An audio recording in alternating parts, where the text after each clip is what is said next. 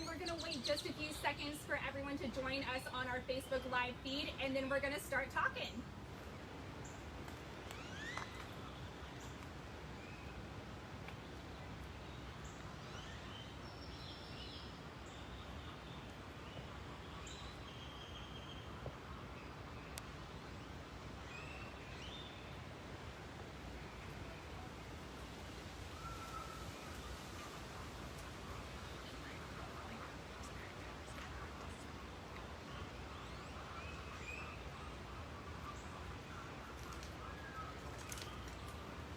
Good afternoon, everyone, and thank you so much for joining us for another Facebook Live event here at the Fort Worth Zoo.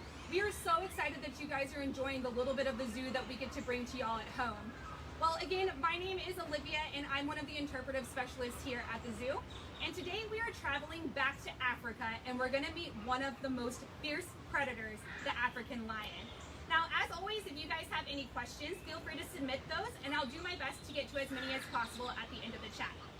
Now here at the zoo, we have 3 resident lions. All 3 of our lions are 8 years old, but they're all unrelated. And directly behind me, I know he's a little hard to see, is our adult male lion named Jabulani. He's actually in the top corner, kind of hidden in the shade, but luckily for us today, we're actually able to see his face, which is not always something that we're able to see.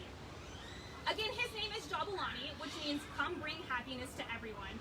And right now, he's doing what he does best. He's resting. So most of the time when you guys come to the zoo, you're going to see most of our lions taking a nap or resting.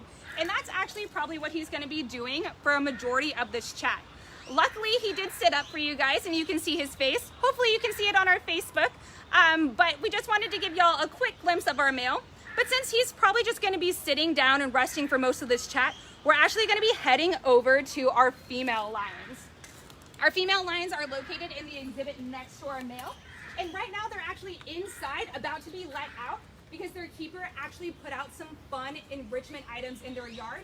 So hopefully you're going to be still around 150 pounds shy of our male Jabulani. Now out in the yard right now, we have our 2 females. At the bottom, we actually have Miss Abigebe, whose name means the one long awaited. And up at the top, we have Saba, whose name means 7. Again, both of these girls are 8 years old, but they are unrelated. If you guys want to be able to tell the difference between our females, you'll want to look at their coloring. So Saba is a little bit darker than Abigebe. And when lion cubs are born, they're actually born covered in spots. And while males will actually lose those spots as they grow up, females retain those spots on their bellies and legs. So since Saba is a little bit darker than Abigebe, her spots are more pronounced. You might not even be able to see Abigebe, who's at the bottom, her spots on her belly. Saba also has a little bit darker ears, so those are just a couple ways to help identify who is who when you're looking at the females. Now, lions are from Africa, as I'm sure you guys know, but they actually range throughout most of the continent. They actually range from the southern border of the Saharan Desert all the way down into South Africa. And they can live in a wide variety of ecosystems, from dry, sandy deserts to open savannas and grasslands, and even to wooded forests. Now, the one place that you actually will not find a lion is in tropical wet forests, meaning that that nickname they've had, the kings of the jungle, is actually a myth, and you won't find any lions prowling around the jungle. That name would have been more suited for a cat like the tiger or the jaguar. But lions do range through a lot of different types of habitats, which might make it interesting that they are actually listed as vulnerable on the IUCN Red List, meaning that they aren't quite endangered yet, but their populations are decreasing and they face several threats in their natural habitat. And if something isn't done, we might see our lions become endangered soon. However, the biggest threat to lions is actually habitat loss, which means that it can be a little bit difficult to help save lions from all the way on this side of the world. But there are a few things that you guys can do at home, such as make sustainable purchases, making sure that any wood that you buy is grown sustainably and isn't harvested from any forest that lion territory might be in. And also make sure that you recycle your electronics, including things like cell phones, because minerals that are in our electronics are mined throughout Africa, which can overlap into lion territory. But the biggest thing that we can do to help save lions is actually participate in ecotourism. And that's where you actually go visit lions in their natural habitat. Because when countries see that people are willing to pay and visit to see animals, they're more likely to put in conservation efforts to help protect their territories. Well, obviously in today's world, we aren't able to participate in much ecotourism in travel, and some of us might not ever be able to participate in it. However, there are some things that we can do right from our very own houses in order to save the lions, such as symbolically adopt one of our lions here at the zoo, which not only goes to help protect and care for our lions here, but also lions around the world. Now, lions have a very interesting social structure. Almost all cat species are completely solitary, meaning that they don't live or really interact with any other members of their species. However, lions actually live in groups called prides. And in a pride, they can actually have up to 30 members, but more typically, you're gonna find prides of around 15 individuals or less. And those prides are made up of mostly related adult females. So sisters, mothers, aunts, cousins, grandmas, etc. And then you'll also find one alpha male. However, it's not always just one. Occasionally that alpha male might allow a brother or a close bachelor group member that they met into their pride whenever they don't have one of their own. But whenever cubs grow up, it's typical that the females will stay with the pride that they're born into their whole life, even though occasionally they do leave for other prides. However, males are going to be kicked out of the pride as they reach maturity at around 2 to 3 years old and can start competing with that alpha male. But generally when they're kicked out of the pride, they aren't large enough or mature enough to go and take on a male in their prime, and will sometimes band up with other young members or other young males to form a bachelor group to help survive and hunt while they're on their own. Living in prides also helps them hunt animals that are larger than what they could take down alone. And lions are carnivores, and more specifically, they're obligate carnivores, meaning that they are meat eaters and only meat eaters. And what the lions will do is they will actually hunt prey that is around medium to large size hoofstock that they can easily take down, but can hunt animals as large as giraffes or elephants because they work together. Now, in the pride, it is the role of the females to do the hunting, while the male hangs back and protects the pride area. Although occasionally the male will help take down very large prey, such as a buffalo. When on the prowl, females will actually play to their strengths and assign roles to each of the members of their pride in order to successfully hunt. The goal is to spread out a herd of animals so you're able to target one specific individual. So a few lean, fast females will run through the center of the herd, spreading the animals out in all different directions, while a couple stockier, bulkier, and stronger females hang out on the side, waiting to target an individual that's now alone. Once an animal has been caught, all females will go help with the hunt. And once they've successfully completed their hunt, it's actually the male who gets to eat first, followed by the females and their cubs. Now here at the Fort Worth Zoo, our lions get a variety of things in their diets, including a ground meat specialized for zoo carnivores, chunk meat, which kind of looks like little pieces of steak, bones with and without meat that act as a lion toothbrush, kind of similarly to how we give dogs bones at home that help keep their teeth clean, and then also whole prey items. And those whole prey items typically come in the form of a rabbit. But don't worry, those rabbits come into us frozen and then we thaw them out and give them to the lion. But those whole prey items are very beneficial for our lion's health because in their natural habitat, when they complete a hunt, they're gonna eat all different parts of that animal, not just the muscle meat like we do. They're gonna eat everything from the skin to the bones and everything in between. And all of those different parts of the animal provide something of nutritional value. Now here at the Fort Worth Zoo, our lions don't have to hunt for themselves, which means they have a little bit of extra time on their hands. And we want to make sure that they have something to fill their time with. And we do that through a program called Enrichment. And enrichment's just basically anything that gets our animals up and moving around, giving them something new to see or interact with, taste, smell, and basically stimulates their natural behaviors. Although with lions, this can be exceptionally difficult because as you guys might have seen with our male lion, Jabulani, at the very beginning of this chat, their favorite activity to do is to lay around, rest, and sleep. actually instinctually, a lion can sleep on average between 16 and 20 hours every single day. And that's because they need to be exceptional energy conservers, because it actually takes a lot of energy to go out and hunt, and they never know when the next opportunity to hunt is going to be available.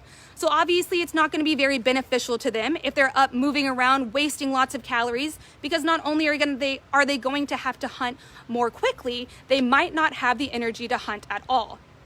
They're also not the most effective or efficient hunters, and oftentimes their prey gets away from them, meaning that they're going to use lots of calories with no way to replenish them. But here at the zoo, our females don't have to do any hunting, so what you're seeing right now is them actually participating in some enrichment. Right before this chat started, our lions were brought into their indoor area, and their keeper, Lindy, actually put out several different things in their yard to get them up and moving around. They got some stuff like some scents, which is probably what Abigebe is smelling right now. Also some grapevine wreaths where they're able to tear them up and destroy. And some big logs, which you might have seen them drag around the exhibit. All of these things stimulate their senses and try to encourage those natural behaviors. The scents that are around their yard are things like perfume and extracts and synthetic hunting lures, so they might try to see whether an animal has come into their yard and whether it's still there. Now, because we're in Texas, it oftentimes gets very hot in the summers, and some of their animals' favorite things is some way to cool down during our hot Texas summer days. And so right at the beginning, you might have been able to actually see some of the treats that our keepers give to the lions on hot summer days, which are ice blocks. So all of our animals throughout the zoo will try to give some sort of icy treat to help cool down. But with lions, their types of popsicles that they like aren't like our types of popsicles. They don't like things like cherry and grape flavor. Their favorite things are bloodsicles, or popsicles made out of blood. And the keepers will actually make those by draining some of the blood off their diet, diluting it with water, and putting it out and freezing it and putting it out in the yard for them to cool down with on a hot summer day. If they want an extra treat, they can even freeze little pieces of chunk meat or flavor the ice with beef or chicken broth to add a little bit of an extra kick.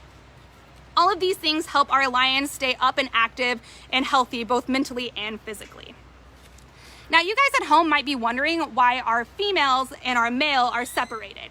And that's because we actually aren't breeding. And because we have two separate exhibits here at the Fort Worth Zoo, we're able to keep our males and females separated physically, although they can still see each other and hear each other inside.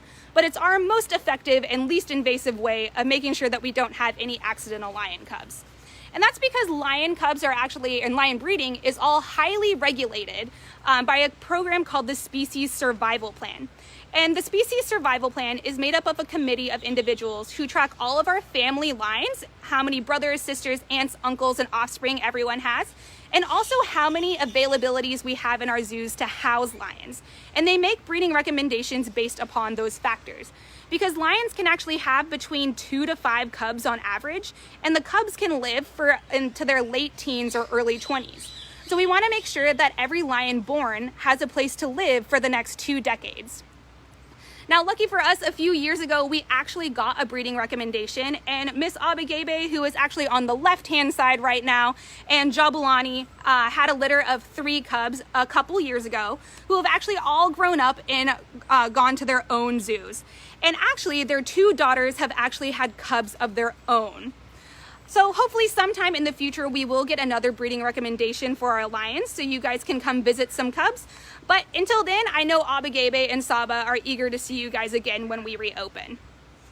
Now, at this time, I'd like to open up the chat for you guys. If you have any questions about our lions, feel free to ask, and I will do my best to answer those. Can you tell us again, who are we looking at on screen, how old they are, and how much they weigh? Yeah, so currently we're looking at our female lions, and we have 2 female lions here at the zoo. On the right-hand side, the one who is lying down, kind of crouched, maybe looking to pounce on Abigebe, is Saba. So she's the one right in front of us on the right-hand side. And on the left-hand side, who's in the doorway, that is Abigebe. And all 3 of our lions are 8 years old. And these 2 right here are about 280 to 300 pounds. And can you talk to us about their fur? Why is it so light? And what were the spots that you mentioned earlier? Yeah, so when a lion is born, they are actually born with spots all over their body. But as they grow up, for males, those spots actually fade and they lose them completely, while females retain those spots on their bellies and on their legs, and that actually helps with camouflage as they go out and hunt. How often do they have vet checks at the zoo? So all of our animals here at the zoo do get seen by our vets regularly. So probably once a year they'll get a full body checkup, and then if there's ever anything that they have a problem with, if their keepers notice that they might not be feeling well or anything like that, then we always have an on-site vet hospital that our vets can come and check out our lions. How old can a lion get? So out in their natural habitat, lions typically live between 10 to 15 years, but under human care, lions can live into their late teens and early 20s. What is their favorite dessert or enrichment treat? So lions in general, their favorite enrichment are things that they can either eat or things that they can smell. So in the yard earlier, our keeper Lindy actually put out some little pieces of chunk meat, and that was one of the first things that they ran around and got. So just like us, some of their favorite enrichment are things that they can eat. And I know that's one of my favorite enrichments when I go home as well. But Saba in particular likes things that she can bat around and pounce on. And one of her favorite items is actually a boomer ball, which is a big plastic lion-proof ball. And for her, her personal favorite is her red boomer ball. How fast are they? Lions are pretty fast and can run around 15 miles per hour. If they lose their teeth, will they grow back? I'm not exactly sure. I'm sure they do grow in 2 sets of teeth like most animals. I'm not sure if they... They'll lose baby teeth and then grow in adult teeth. Yeah. Yeah, so just like a lot of animals like people, they have baby teeth that they will lose and then regrow their adult teeth. But if they lose their adult teeth, then they won't regrow those. Is it true that a lion's roar can be heard 5 miles away? Yes, so they actually have very loud, powerful roars. And that's because when they're out living on the open savannas, they might be spread out very far away from each other. And so in order to call to their other pride members, that roar has to travel across that savanna. And so members as far as 5 miles away can actually hear the roar of their pride. Do lions in the wild ever swim? These cats aren't typically your water cats, like your tigers. Here in the zoo, they do have little pools that they usually just drink out of. They don't typically swim. Can you tell us their names again, and do you know what they mean? Yeah, so our females in front of us, on the right-hand side is Saba, and that means 7. On the left-hand side, we have Abagebe, which means the one long-awaited. And then our male Jabulani, who we saw at the very beginning of the chat, his name means come bring happiness to everyone. Do they ever get hot here in Texas?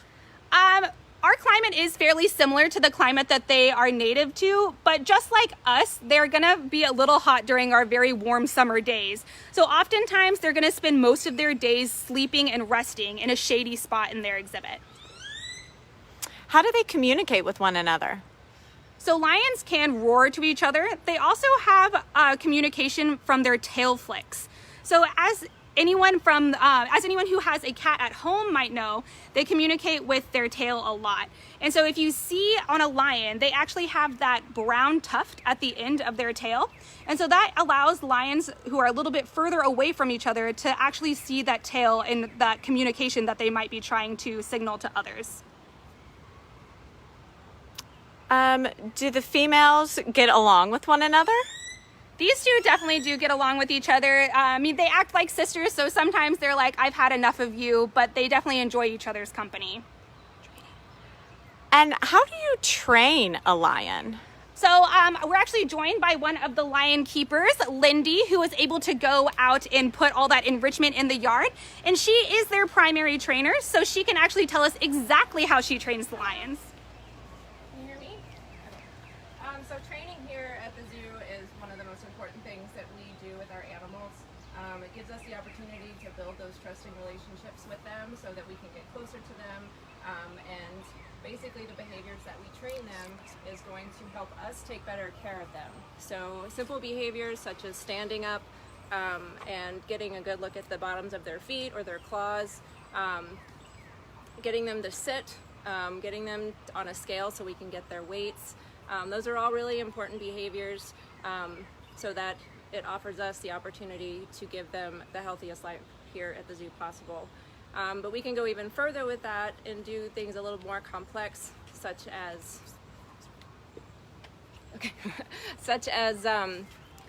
getting blood draws or even hip injections trained, so that, like Olivia was saying, when they're in between their physical exams with our veterinary staff, we can offer the vets either blood samples or urine samples or give them just their routine vaccines very easily without having to actually immobilize them and go through a whole physical procedure.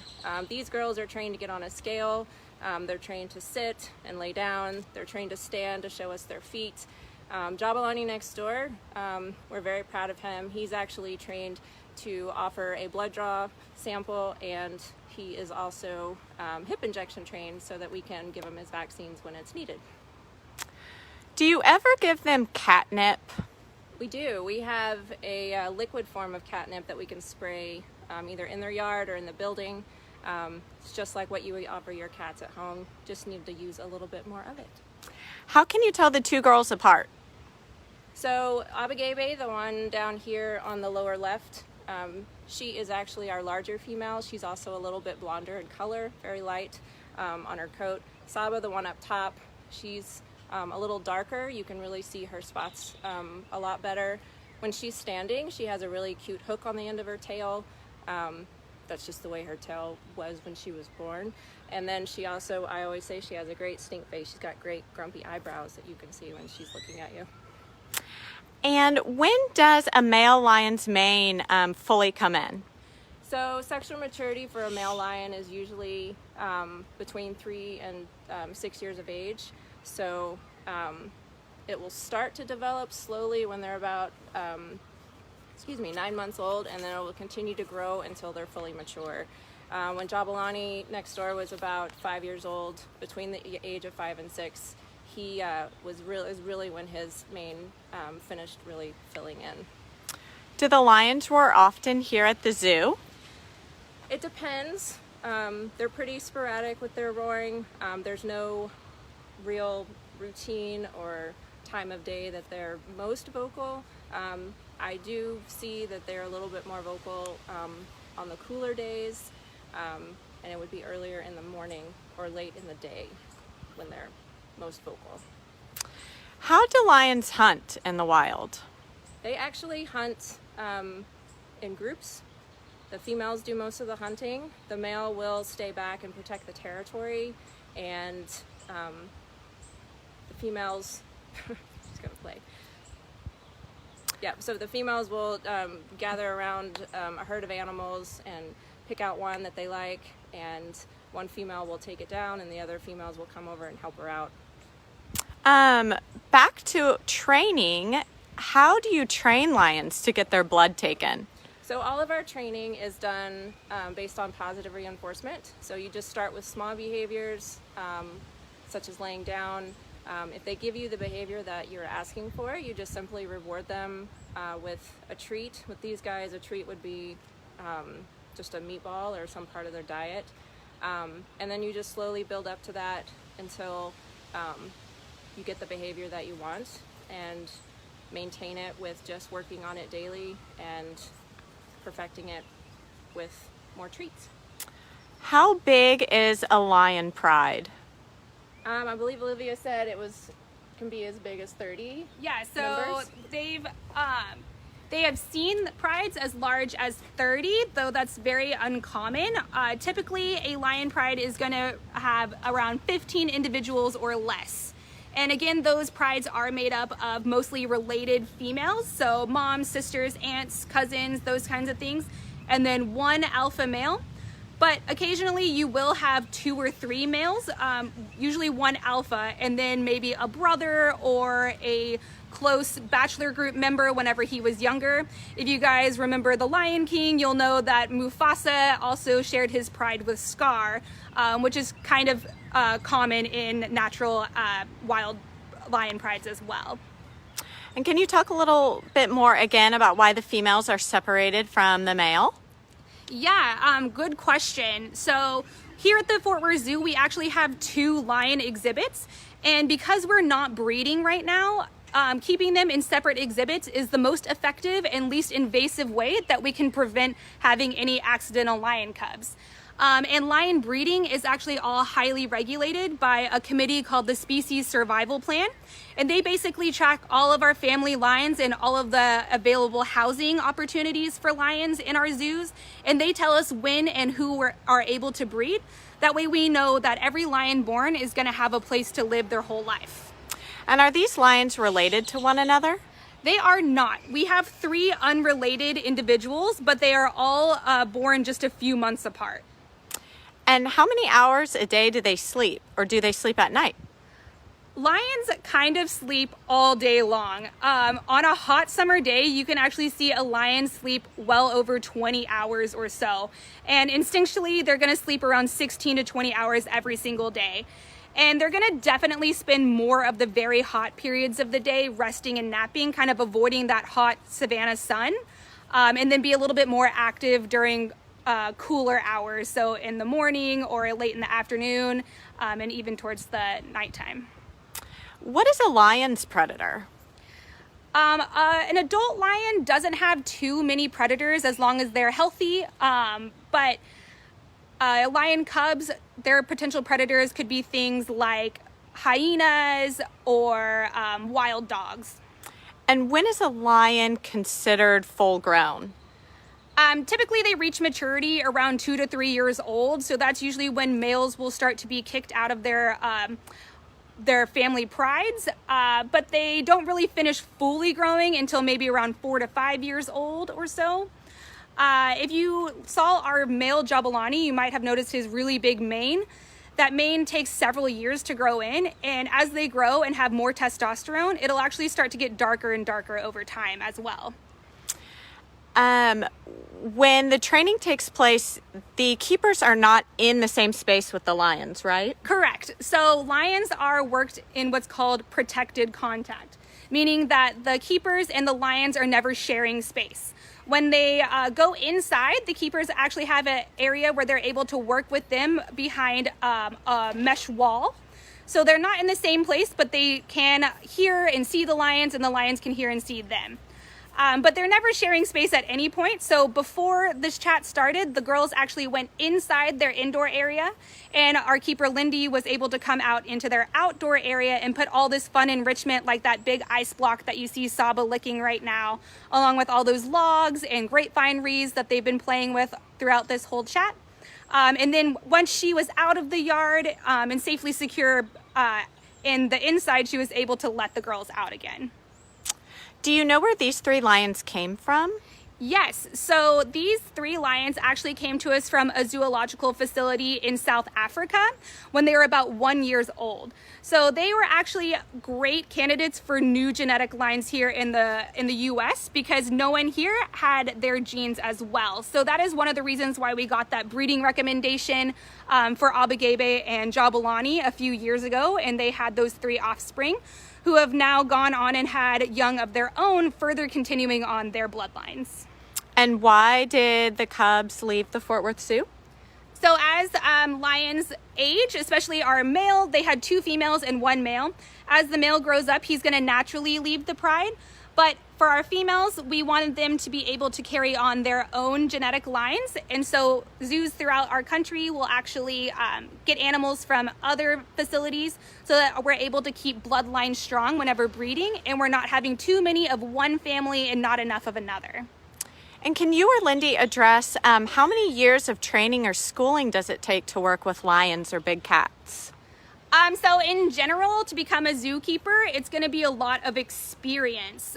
So most of our keepers here have a degree in something either animal or science related. And then after that, we're doing lots of internships, volunteering, taking on part-time or seasonal jobs, and then hopefully one day you'll be able to get a job in the zoo field. Sometimes you have to take a job in a different area before you're able to work in the area that you want to. So if it's big cats, there's only so many jobs available in working with lions and other big cats.